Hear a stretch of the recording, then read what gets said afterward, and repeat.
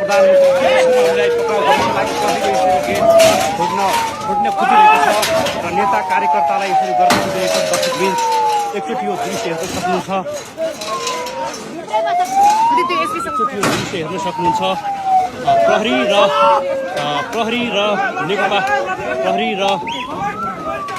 प्रहरी र नेकपा एमालेका कार्यकर्ता बीच मुठभेड सुरु भइसकेको छ। दर्शकवृन्द एकचोटि यो दृश्य हेर्न सक्नुहुन्छ।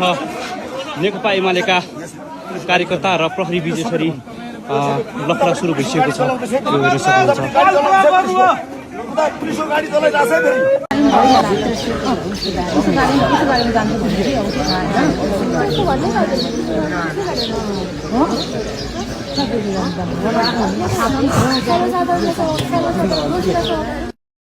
ओली प्रहरीको नियन्त्रणमा जाँदैछन्। अगाडि प्रहरीका दुईटा भ्यान छन् भने त्यस पछाडि केपी शर्मा ओलीको गाडी छ। तपाईँलाई हामीले दृश्य देखाइरहेका छौँ। गुन्डुबाट हेर्न सक्नुहुन्छ। केपी शर्मा ओली यो सम्भवतः यो गाडीमा हुन सक्छन्। दर्शकबिन तपाईँलाई हामीले देखाइरहेका छौँ। प्रहरीले केपी शर्मा ओली हामीले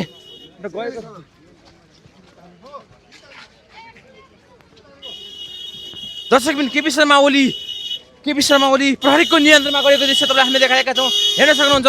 यो भ्यानमा केपी शर्मा ओली गरिएका छन् भने केपी शर्मा ओलीले गाडीको सिसा तल गएर पनि हात हल्लाउनु भएको थियो, मुस्कुराउनु भएको थियो।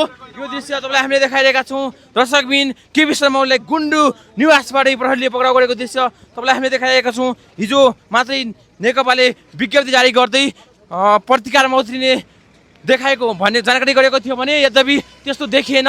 केपी शर्मा ओलीलाई अहिले प्रहरीले नियन्त्रणमा लगेर लिइसकेको छ। दर्शकबिन रमेश लेखकलाई पनि नियन्त्रणमा लिएको भन्ने हामीले जानकारी पाएका थियौँ भने यति बेला केपी शर्मा ओलीलाई पनि लगिसकेको छ। यो दृश्य तपाईँलाई हामीले देखाइरहेका छौँ। हेर्न सक्नुहुन्छ। गुन्डुबाट ताजा दृश्य हो।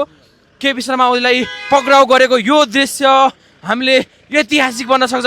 पूर्व प्रधानमन्त्री केपी शर्मा ओलीलाई घरबाटै प्रहरीले पक्राउ गरेको छ। नयाँ सरकार जुन बालेन शाह प्रधानमन्त्री भए पछाडि र जेएनजी अभियन्ता सुदन गुरुङ गृहमन्त्री भए पछाडि पक्राउ गर्ने भनेर जुन निर्णय गरेको थियो त्यसको लगत्तै आज केपी शर्मा ओलीलाई पक्राउ गरिसकेको छ। बिस्तारै